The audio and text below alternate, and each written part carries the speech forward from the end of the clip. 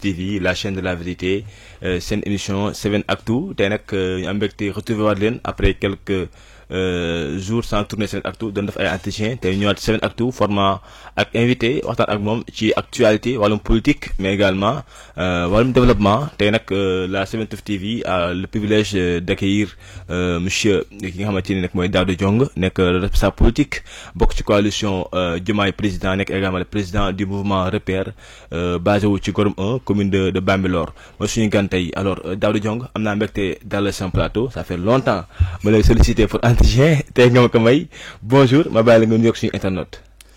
waaw bonjour mon cher Gassama oui comme vous venez de le dire ah. Mais parfois jot bi moo ko daawul may. Et que aussi man dama am philosophie aussi ñi ma àndal ñuy am visibilité. bëgg di wax aussi li nekk ci ñoom ñuy xam tamit ñoom ñooy ñan xam valeur yu nekk ci ñoom. ak xam-xam bi nekk ci ñoom. moo tax parfois damay bàyyi ñoom sax ñuy ñëw di def ay émissions. Je pense que dalal nga fi koo xamante ni gis nga ne sax moom moo xam-xam moom saa samp. waaw di jàmbaar dëgg mais des na ñeneen. ñoo xamante ne ils vont repasser. pour tamit waxtaan. ñu xam tamit mouvement Repère. dafa nekk ci ay qualités humaines. voilà loolu daal lay tàmbali loolu rek a taxoon. peut-être ñëwuma. parce que man aussi je voyage beaucoup quoi. loolu moo tax. D'accord. Alors, pour nos internautes, kan mooy Daouda Diong on connaît la personnalité politique, on connaît le leader, mais si parcours bi, tant côté politique que côté professionnel, qu'est-ce que vous pouvez nous dire? Bon, côté politique, comme vous venez de le dire, hein, moi je suis un président de mouvement qui s'appelle Repère, qui s'active principalement au niveau de la commune de Bambilor, au niveau départemental aussi, mais li ñu gën a soxal c'est la commune. Parce que olof dafay wax mbay ci sa yow tànk. loolu moo tax ñuy gën a activé wu ci commune Bambilor. beneen bi je pense. Au niveau professionnel. Au niveau professionnel, moi je suis ingénieur génie civil, ingénieur en infrastructure, polytechnicien, et je travaille à Ageroute également, maa ngi foofu di fa liggéey, qui est une structure étatique. Et voilà, ci loolu la nekk. D'accord. C'est un peu nouveauté hein, un jeune de incarne benn leadership bi def politique jiite mouvement seen zone boobu Bambilor wala suñu zone bi sa lay wax Sangalkam Bambilor tam mooy di gis ay njiit yu nekk ay jeunes loolu également qu'est-ce que ça vous inspire? Oui, c'est tax na man xam nga la responsabilité n'a pas d'âge. La responsabilité n'a pas d'âge. Quand vous êtes en tout cas quelqu'un dans une commune, dans un département ou la circonscription bu mu mën a doon en tout cas territoire bu mu mën a doon li am solo rek mooy nga am lecture sur ce qui se passe dans cette zone et que Sénégal ku nekk xam na ne politique dafay am njëriñ et que politiciens yi aussi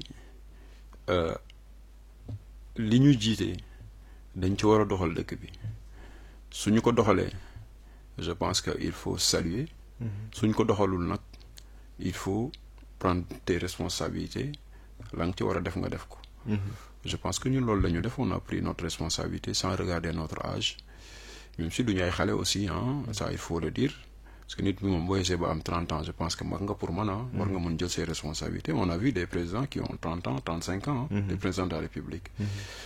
Notre président actuellement il a combien? Il a 45 ans. waaw donc pour man xale la aussi. donc juste pour dire que rek jël sa ay responsabilités pour taxaw sa askan amul âge. D'accord. waaw ku ko war a def na nga ko def. D'accord. Et c'est ce qu'on a fait. Ok.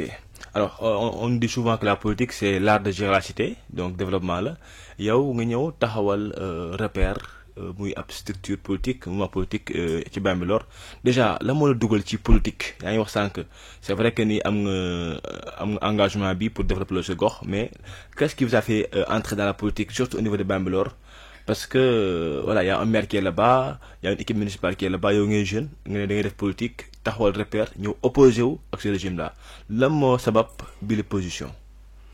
ma opposé wu ma régime bi régime bi passé. je parle du régime passé waay. voilà régime boobu la opposé woon bon li tax ma def politique c'est simple comme je viens de le dire xool benn situation de référence boo xam ne doyuma. caractérisé marqué par une situation très catastrophique. Au niveau local. niveau local surtout. Tout à fait. Surtout local parce que nee naa wolof nee na bay si sa wewu tànk. man loolu laa njëkk a xool boo laan dem lijjanti ji beneen dëkk ak yooyu wala di def politique sur le plan national. mais nga wax li nekk sa wewu tànk li la jege. te ku nekk xam na ni commune Bambilor aussi y a beaucoup de manquements. premier manquement bi may wax muy lu ma soxal muy lu ma yàgg a wax dem nañ sax ba nit ñi tudde ma Daouda aménagement. aménagement mooy organiser. surtout l'espace. gis nga loolu dama ciy interpeller sax les nouvelles autorités organiser espace mu ngi mel ni rek benn espace bien défini boo xamante ne or moo nekk ci suuf. wala diamant wala ressource naturelle boo xamante ne mën na développer réew mi teeluñu ko identifier xam ne lii moo fi nekk ñu sécuriser ko ñu bàyyi noonu ay nit ñëw dëkk fa wala ñu def fa usine wala ñu def fa leneen. bu boobaa xam nga doo ko gis donc zone bu mel noonu dañ ko war a teel a sécuriser wax ni fii kenn du fi dëkk ndax am na lu fi nekk état daf koy soxla. ci même lancé bi. lii tax ma ne aménagement de l'espace urgence la priorité la indispensabilité la pour nous épargner des problèmes que nous sommes en train de vivre. problème sous-développement. problème inondation promiscuité. donc ak besoin de services yi ñu soxla dafa jar ñu organiser espace bi parce que du ñu ay bàyyi ma. ay doomu aadama la ñu. dañu war a organiser ni ñu war a dëkk. dafa am foo xamante ne ay kër lañ fa war a def. dafa am foo xamante ni dañ fa war a def usine. dafa am foo xamante ni police lañ fa war a def gendarmerie. sécurité am foo xamante ne marché lañ fa war a def.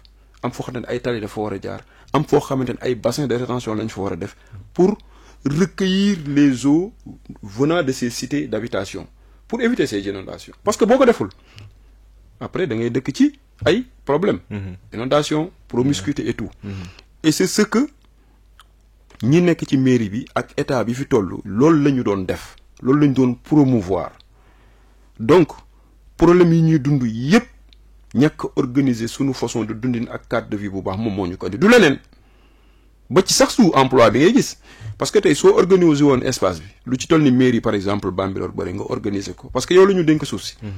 nga ne ah dëgg la suuf si am na baykat yu ko moom am na nit ñoo xamante ni ñoo ko yor ñoo ko moom di ci bay mais da nga leen di woo ngay ne suuf si day yéene ko moom. bëgguma ngeen jël yéen ñëpp seen suuf si daggal ko ay parcelles di ko jaay dama bëgg ma proposer leen benn plan d'occupation boo xamante ne dama leen di wax li ma bëgg. dina tax ñii dinañ continuer seen mbay ñii dinañ leen permettre ñu def ay morcellement mais ñii aussi dinañ leen wax leneen li ñu bëgg ci zone bi. parce que ku nekk xam na ne tey am na dëkk yoo xamante ni Kër Simbiri amul marché. Mbëtt amul marché waa Mbëtt bu ñu jógee Mbëtt dem Bambilor au lieu ñu dépenser 3000 francs boo xamante ne mënoon nañ ko def biir Mbëtt 5000 francs la ñuy dépenser pour dem Bambilor. parce que amuñu marché. Mbëtt tey ñoom ñu ngi doon jooy ne amuñu terrain de football te commune bi amul benn dëkk bu ci am terrain de football bu réglementé ñoom ñëpp ba ci Sangalkam gi Tëngéej la ñuy footballé est-ce que loolu jàddu na te ñu ne fii mooy grenier foncière bi nga xamante ne moom moo fi am.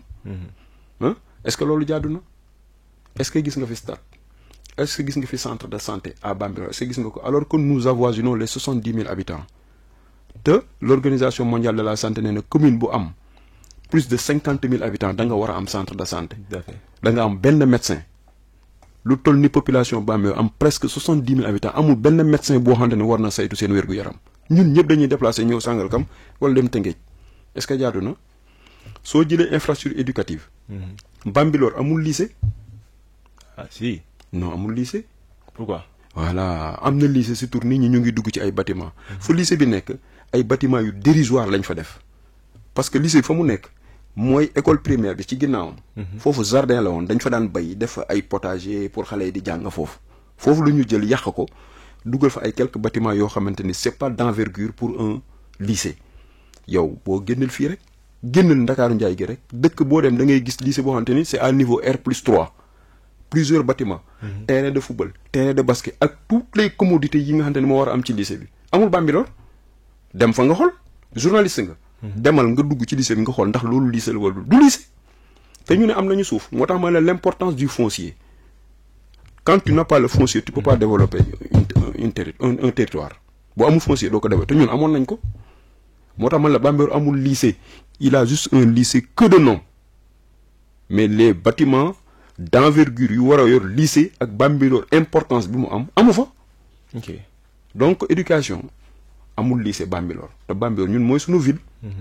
amul lycée amul marché d'envergure am na marché bu fa maire bi def. encouragé nañu ko. tane na mais melul man ni ma ko bëggee man personnellement melul noonu ak Bambilor population bi fa am marché bi déjà war woon nekk foofu tane na nag je l'encourage. loolu moom tane na mais tey Bambilor waroon nañu xool ak suuf si ñu amoon ñu xool def fa marché bu mag marché légumes marché poisson parce que Kayar soriwuñu kër Abdou Ndoye soriwuñu dañuy jël rek indi defar foofu yëpp te dina defar économie bi foofu ci zone bi gën a yokk budget bi nit ñi am xaalis donc ça c'est l'éducation génneeguma éducation nga dem Gorom 1 am na CM bu ñu fay def depuis 9 ans un bâtiment de moindre envergure jël 9 ans mënagul pare moo tax j'interpelle le ministre Guirassy Moustapha Guirassy je lui ai appelé ndax man ak moom ñoo bokk coalition bi du lycée du CM boobu rek mais Gorom 2 chef du village bi lu ne lay daj fu nekk lay woote pour ut ku ko jàppale may nañ leen nag ñaari salle de classe fan yi mais population bi tey ni mu toll ak daye bu mu am ñun dañu war a am ay bâtiment yu baax ci wàllu éducation loolu moo jaadu est-ce que jaadu na 9 ans un bâtiment de moindre envergure à Gorom 1 CM toog 9 ans mënul pare alors que 10 CM la woon sur le territoire national 10 CM yëpp pare na ba mu des bu Gorom 1 Gorom 2 également est-ce que loolu jaadu na donc ñun nag dañu xeex loolu ci nguuru Ablaye Macky Sall la dañ ko xeex dañ ci taxaw avec tous les risques nag kon nag nguur gi ñu nekk bi mu bees ñu continuer di ànd ak ñoom dans la coalition di leen jàppale di leen défendre sur le département kon nag dañu leen di interpeller gagné nañu alhamdulilah waaye les problèmes ne sont pas encore réglés dañ leen di war a ñu dégg population boobu noonu beneen bi ça c'est l'éducation sanitaire lii tax ma ne la moo tax ñu dugg ci politique maa ngi lay limal wax naa la l'organisation de l'espace la façon dont le foncier est exploité de façon nébuleuse et catastrophique mënuñu accepter yor foncier bu toll noonu di bëgg ko def une zone dortoir fu nit ñi di nelawee après jóg bu ñu waree liggéey dem liggéey feneen bu ñu waree jàngi dem jàngi ji feneen bu ñu waree jaay ji dem feneen jaay ji fa déedéet loolu du yoon bokkul ci xel bokkul ci doomu aadama loolu doxalinu mala yi lañ ko mën a féetale mais doomu aadama da nga war a réfléchir parce que le code des collectivités territoriales li mu wax lan la dañuy créer les communes yoo xamante ne c'est viable et vivable loolu la ñuy wax tout à fait waaw boo créer commune boo xamante ne dañ fay nelawee rek est-ce que tu réponds exactement à ce texte qui est le code des collectivités territoriales non tu ne réponds absolument pas moom kañ jouer figurant rek ngay def ak tamit bëggal sa bopp mais defuloo politique développé woo taxawoo askan bi donc ñun loolu la ñuy dénoncer mooy dugal ci politique ça c'est le foncier wax naa aussi ci éducation sanitaire demal Kañak amul poste de santé demal Kër Simbiri amu ko demal Mbët amu ko sur 15 localités 5 ñoo am poste de santé te poste de santé yi nekk ci localité yooyu sax doxul comme ni mu war a doxe infrastructure marchande amul ci dëkk yu bëri Kër Simbiri amu fa Kañak amu fa Mbët amu fa limal naa la yeneen yu bëri amul ay infrastructure marchande mooy ay marché yi may wax ni infrastructure routière xoolal Bougoulou Déen bi xoolal la route départementale Sébikotane Lac Rose xoolal Bambilor traversé Bambilor ni mu mel bu nawet bi jotee kenn mënu fa jaar la route a été fermée sur la këri suuf Bambilor la route a été fermée pendant un certain moment parce que kenn mënu fa woon jaar tout à l'heure je viens de communiquer avec le directeur régional de l'AGEROUTE mon collègue mu ngi góorgóorlu mu ngi def lu mu mën waa AGEROUTE ñu ngi góorgóorlu il faut ñu jàppale leen ñoom tamit ñu ngi def beaucoup d'efforts et ils ont fait des propositions pour la réalisation de ces infrastructures routières xoolal Bougoulou Déen bi traverser Gorom 2 c'est chaotique traverser Gorom 1 c'est chaotique traverser ñaari déen yi c'est extrêmement grave mais regarde la route Déen nord Kañak am na ñoo xamante ne ñu ngi may déglu nawet bi bu jotee foofu kenn du fa jaar waa Kañak mënuñu génn bu ñu amee malade duñu ko génne côté Bayax la ñuy génn ci biir est-ce que ça c'est normal regarde la route Kër Simbiri Déni Sud alhamdulillah avec nos interventions nous avons pu avoir 3 radiers des radiers submersibles yoo xamante ne tey tali bi dootu daggati à ces endroits 3 radiers def nañ ko foofu ñu ngi ciy féliciter bu baax le directeur régional et le directeur général de l'AGEROUTE parce que ñoo ñu jàppale ba ñu def loolu avec un certain nombre de populations ak man mi ñu liggéey ci liggéey bu am solo defal fa 3 radiers yu am solo 3 radiers mooy les radiers en béton yi ñuy def noonu pour que ndox mi buy traverser du mën a dagg tali bi et ça on le salue, on l'encourage, mais dafa des lu bëri ci matière infrastructure routière, surtout pour que le Denbi avec la traversée de Bambilor et la route Bambilor-Diacksao. Ça c'est des infrastructures yoo xamante ni dañuy ñaan rek dontumaa yi foofu nag Ageroute li mu mën dinaa ko def, mais aussi les autorités étatiques parce que ñoom ñoo war a génne xaalis bi. C'est vrai que ñoom dañuy soog a ñëw mënuñu leen acculer de trop, mais dañ leen di fàttali bu baax a baax rappeler quoi. Mais Daouda li nga cité fii bëri na en un temps record, c'est ay manquements ay problèmes, mais ce qui est un peu paradoxal mooy malgré tous ces manquements là le maire continuer du moins à avoir la confiance de la population. 2 mandats successifs, malgré que li nga expliqué nii yëpp, là également est-ce que c'est pas bizarre? Waaw, on peut dire que c'est bizarre et c'est carrément paradoxal. Oui. C'est carrément paradoxal. Je suis entièrement d'accord avec vous et c'est ce qu'on explique à cette population. Et surtout, dëkk yi ma la limal ni ñoo am manquement. ñooy ñoo voté le maire. dëkk yi am manquement nii. ñoom ñoo voté le maire, fa la maire gagné. Et c'est ce qui est paradoxal. Alors, allez-y. Mais nag, ils ont commencé à changer. Vous pensez? Waaw. Je le pense fortement. Nee naa la depuis élection locale yi passé ñun bàyyiwuñu. Mais balaa ñu avancé pourquoi selon vous malgré que daawul liggéey mu ngi gagné. Mais c'est que je dis loolu population bi nga koy laaj. ñun def nañu li ñu war en tant que politicien parce que quand vous vous engagez en politique. li la war mooy nga dem ci population wax la lan ngeen bëgg. wax la fan nga jëmale réew bi. maanaam ñu dégg la maanaam duñ la dégg. xam nga loolu mënoo ci dara yow da ngay wax su sa àq rek. ñun def nañ ko très sincèrement dem nañu ci dëkk yépp wax nañu ak le maximum de population. confiance bi nag dépendul ci ñun. ci ñoom la. ñoom ñooy juger. man la woon ak ñeneen. ku nekk da ngay wax. léegi nag à la population de prendre ses responsabilités nous avons pris notre responsabilité de s'engager en politique d'aller parler avec cette population de leur faire des propositions. Ils ont fait leur choix et ils vont l'assumer. C'est eux qui ont fait leur choix, hein. D'accord. Est-ce que Daouda Diong a eu une rencontre avec le maire bien avant même peut-être la politique ngeen waxtaan ci am développement am nga ay xam-xam maanaam ci wàllum développement nga proposé ko ay stratégie ay canaux boo fa jaaree xëy na da nga mën sukkale suñu commune est-ce que am na si oui est-ce que am nga si satisfaction? waaw maire man suma grand frère la ma koy ñaanal nag. bu baax ndax nekk ci situation boo xamante ni. du kenn ku ko yéene. ci li ma jàpp man de bokkuma ci ànd. tout à fait bon établissement. dama koy ñaanal ci barki kilifaam Serigne Babacar Sy mi mu yaakaar. yàlla génn ko ci situation bi mu nekk nii. amiin mu delluwaat ci liggéeyam. taxawu askanam bi parce que moom la ñu fal. man faluñu ma. moom la ñu fal kon dañu koy yéene mu réussir li ko desee donte bu doon wenn weer la sax man je vais prier pour mu réussir xam nga léeg-léeg sax di nga opposé nit mu yaakaar ne da nga ko contre. alors que da nga koy dimbali. gis nga politique. contre-pouvoir daf ci baax c'est une indispensabilité contre-pouvoir. parce que kii jiite bu amul ku toog ci wetam naan ko déedéet fi nga ko teg du foofu waaw fi nga ko teg foofu la góorgóorlul fi nga xool du foofu. kooku day nasax. moo tax jullit yi ci jamono yonente bi yàlla joxol leen ay opposants yu farouche. ci moyens yi leen yàlla jox xel bi leen yàlla jox ils étaient très intelligents. yahut yi ils étaient très intelligents ba pare am xaalis yor moyens yëpp. loolu bu ko yàlla deful woon yonent bi du day na sax du am xam-xam. D'accord mais justement vous parlez de contre-pouvoir donc ça veut dire également fi ñu jëm nii dans 2 semaines waruñu bàyyi seen régime bi ngeen gagné assemblée bi bu baax dem contre-pouvoir comme vous dites. waaw man je suis d'accord avec une opposition dafay am moo tax transhumance bii nii. dama ci bëgg wax tuuti. li xew bokk. waay dana war en tout cas. xam nga transhumance rime avec opportunisme politique. tout à fait. transhumance rime avec opportunisme politique. waaye tamit alliance politique rime avec opportunité politique bokkul.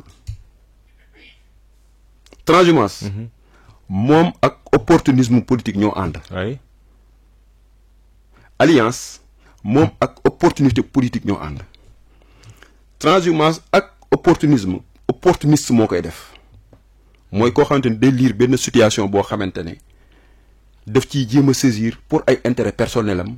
ñëw dugg wala ñëw ranger wu ci lii nga xamante ni moo am. comme Pastef ni mu gagné rek.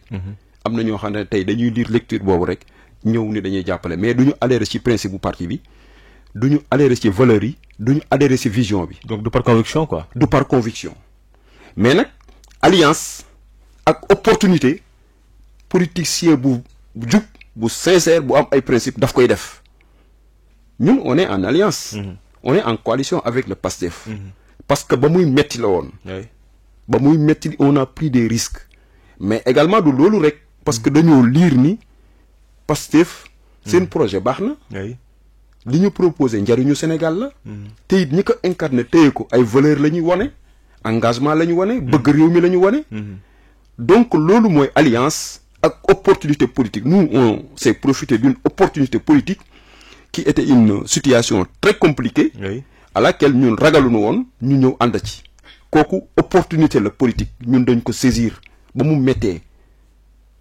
ak ña ko doon def tamit wane lu jar ñu ànd ak ñoom moo tax ñu def alliance boobu moo tax ma ne alliance ak opportunité politique ñoo ànd kooku kenn du ko bañ ci politique mais ay valeur moo koy lal ay principe moo koy lal mais transhumance ak opportunisme politique opportuniste moo koy def kooku ay intérêt personnel am kese ñoo ko roy donc j'interpelle à ceux ñi nga xamante ni dañu nekkoon fële ñu xëy ñii gañe rek te avant boobu dañ doon sànni nanguñu woon ak Ousmane Sonko nanguñu woon ak Bassirou nanguñu woon ak projet bi nanguñu woon ak waa militants yi Pastef ñu ñëw rek gars yi gañu ñu ñëw di ñëw ñooñu dama bëgg ñu changer de camp ou de démarche nit ki booy ànd ak moom naka ay valeur la naka ay principe lal mais est-ce que war ngeen recevoir yéen ñii nekk ci régime bi. du man maa leen recevoir. je parle du président Ousmane Sonko du président du parti. waa xam nga Ousmane li mu expliqué c'est très clair. le président Ousmane Sonko li mu expliqué c'est très clair gis nga nit. bu nekkee ci dara mu wóor que ni li mu nekk baaxul mu dem ba rendre ci compte li mu nekk baaxul te muy dëgg. te muy dëgg mais kooku bu ñëwee da nga koy jël. mais attends Daouda c'est lui qui avait dit que ku nekk toogal fi nga toogoon ba ñuy gagner présidentielle yi après tey quelques mois après nga bëgg taxawaat bëgg changer discours là également c'est paradoxal. non changer wul discours c'est pas paradoxal gis nga àdduna noonu la ma sa mel. bu ñu ko bu ñu ñëwee sax ci côté l'islam. diine. am na ñoo xamante ne c'était des ay kii la ñu woon ay yéefar la ñu woon.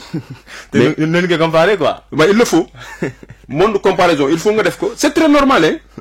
yow bu la wóor xam nga ni dina nekk ci mbir mu yaakaar li mu nekk mooy dëgg di ci def nag njàmbaaram parce que loolu la gëm mais bu demee ba rendre compte ni la mu nekkoon du dëgg ñëw bëgg a nekk ci côté dëgg gi mais kooku doo ko accepter dinaa la wax benn affaire yi de man bis bu ma wóoroon ni Ndiène Diop changé na complètement laa la wax bëgg na liggéey dëkk bi carrément bu ma wooyee dañuy ñëw ñu liggéey te wax naa ko sax en étant même opposition man bu bëggee na ma woo li ma xam ma wax ko sànq maa ngi ko wax na waxtaan nga ni ñaar non da nga ma ne bi nga nekk opposition effectivement oui waaw c'était ça la question je vais pas répondre oui mais ma defagul politique dañ daan waxtaan on discutait beaucoup de choses j'échangeais bu defee lu baax par exemple déguerpissement yi avant may def politique mosoon na commencé biir Bambey ay déguerpissement nettoyage dama ko yónnee texto félicité ko encouragé ko mais tamit nekk opposition ne veut pas dire que da nga ko contre nee naa la contre pouvoir moo baax da ngay dimbali kii di liggéey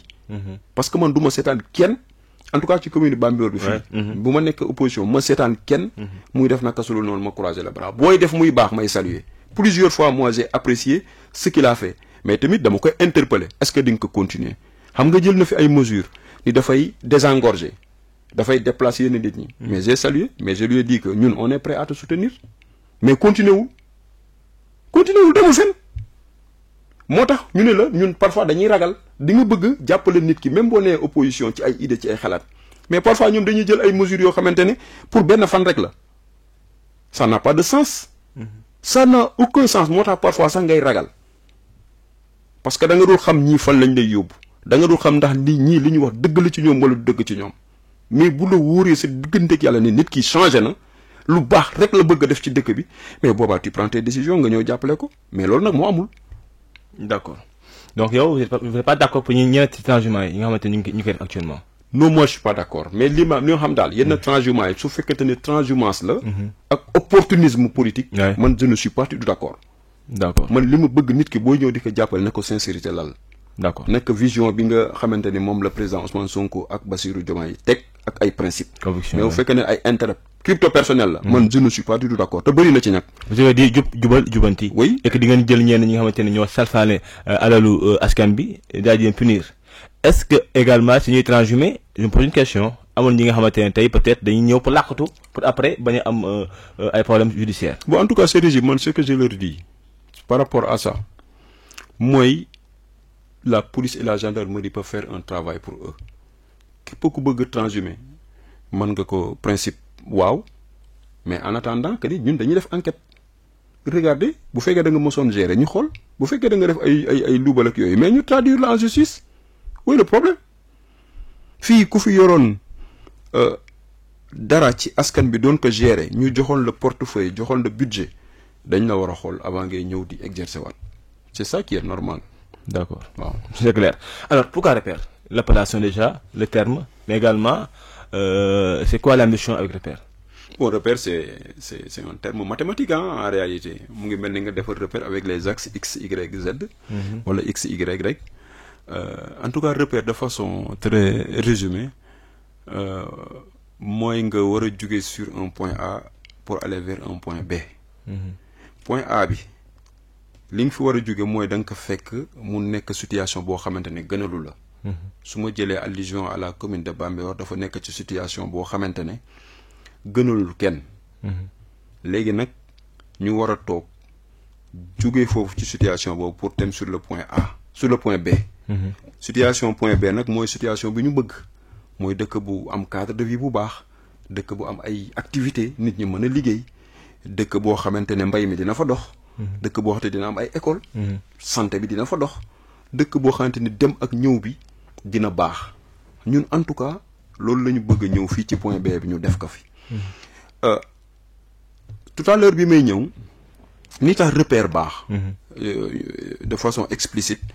bi may ñëw xam nga xaw ma woon fii. yaa ngi ma naan jaaral fii. xoolal bâtiment diw ni mu mel. foofu ngay jaar. après ñu yëg si fii. loolu daf lay wan ne rek lépp loo amul ay repère am rek. mënoo kaa réussir. moo tax ce mot repère a un sens. nit ki da ngay am ay repères. pour pouvoir arriver.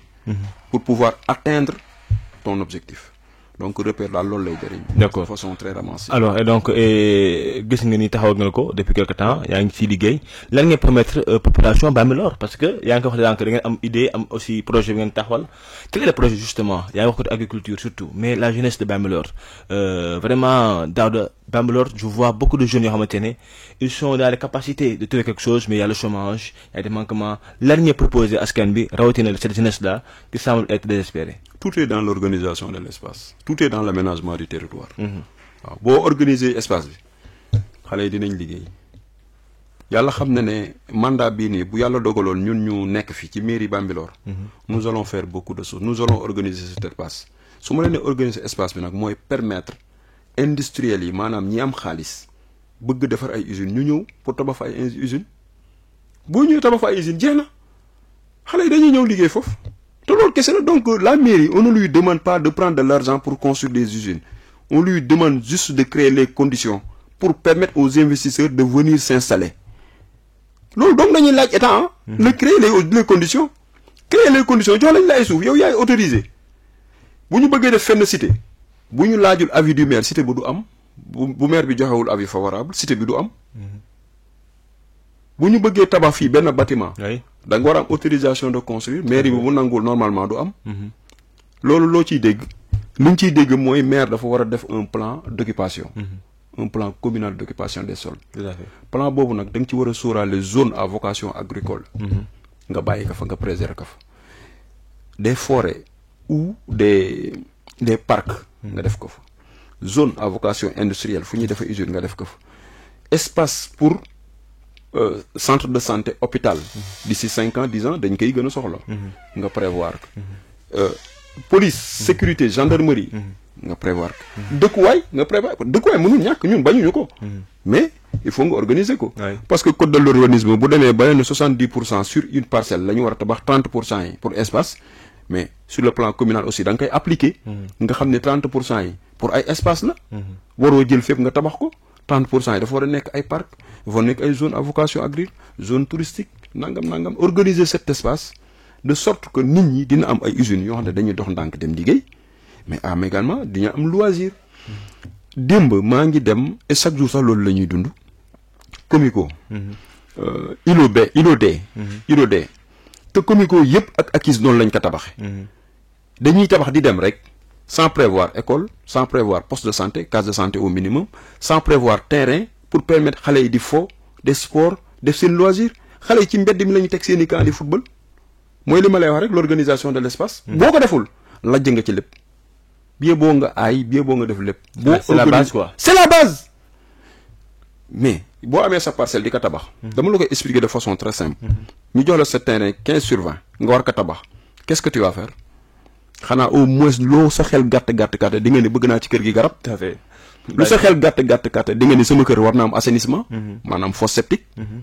nga organiser. lu sa xel gàtt di nga ne bu ma tabaxee tamit ci biir bâtiment bi war naa soxla salle war naa soxla néeg war naa soxla cuisine. Ouais. tu organises l'espace. Toilette, oui. espace communal bi tamit noonu la mel boo ko organiser wul bureau vide rek ngay créer bokkul ci xel kenn du yore commune noonu commune soo ko yoree dañu ni une commune viable la ñu wax. boo si dégg lu ñu ciy dégg da il faut mu am ay activités économiques. ça c'est le minimum c'est la base. il faut mu am ay activité économique te it activité économique bi ci gën a plausible bi ci gën a baax mooy activité mbay li ngay dundee. nga bañ ko jéggaani nga bañ ko paasal mu ñëw muy gën a cher te comme fii zone des Niayes la. yaa xayti kañ zone à vocation agricole yi mais nañ ñu ko bàyyi nit ñi mën a continuer bay di lekk fruit di fekk légume di lekk lépp di nga am xaalis ba pare dina la jege et puis c'est sain. Mais le foncier Daouda dafa mel ni c'est un problème à Bambilor. On a vu récemment affrontement entre les forces de l'ordre ak population bi ci benn cas foncier on a suivi ça de près. Pour vous qu'est-ce qui explique cet attachement là au foncier surtout si ñenn ñi nga xamante ne nekk suuf si di jaay ak di jënd ak di dugg si wàllum li ni mel. Mais attachement au foncier bi c'est très normal parce que population bi tey ñi nga yaakaar sax jànguñu xam nañu li xew. xam nañ ni dañu bëgg ay infrastructure te Bambilor problème bi fi xew nii fan yi benn bande de 70 la. mu collé wu ci akis yi. waaw Bambilor dañu dem ba xam ne ñoom amatuñu espace. loolu rek moo leen fa dese dañ ciy téye et ils vont mettre la pression pour téye ko c'est très normal et très plausible pour tey ñu xeex pour jot loolu. amuñu beneen espace amuñu dara lycée bi ma lay wax ni dañ ko fa bëgg a def ñoom centre de santé il faut ñu def ko foofu parce que poste de santé boobu c'est trop petit. pour mën a recevoir population bi vraiment c'est minuscule léegi nga ne jarul ñoom ñu xeex jar na ko man jour boobu daf ma fa fekkul dama demoon voyage Tivaouane fa la ma fekkoon mais bu ma fekkoon je ferai exact du ma fa jaay sa ay affaire u leader damay manifester comme tout le monde parce que loolu moo jaadu te ñu jàpp man samay xarit lañu surtout Bounama Mbow man sama xarit la. Il a été libéré n'est-ce pas après. Comment? Il n'a pas encore été libéré. ñoom ils ont été libérés. Ils ont été libérés. bàyyi nañ leen ci jour bi et ça c'est à saluer donc man daal li may wax autorités yi ces genres de situation nañu xool population bi. li ñuy wax lan la d'abord. xam nga ñoom bi ñu génnee ci seen audio li ñu wax dafa leer. dañ ni ñoon amuñu beneen espace bi lañ fi dese. te li ñu fi bëgg lycée lañ fi bëgg a def poste de santé déggal centre de santé ak yeneen. loo xamante ni c'est des infrastructures collectives loolu koo koy bañal. même bu doon titre foncier la sax ñoom dañoo taxaw xeex ko te du titre bu dee titre foncier man xaw ma. mais l'essentiel li ñuy réclamer lu jaar yoon la mooy li ma fi expliquer léegi rek manquement yi am biir Bambilor. li ñuy xeex jaadu na en tout cas moi je les soutiens parce que damay def politique.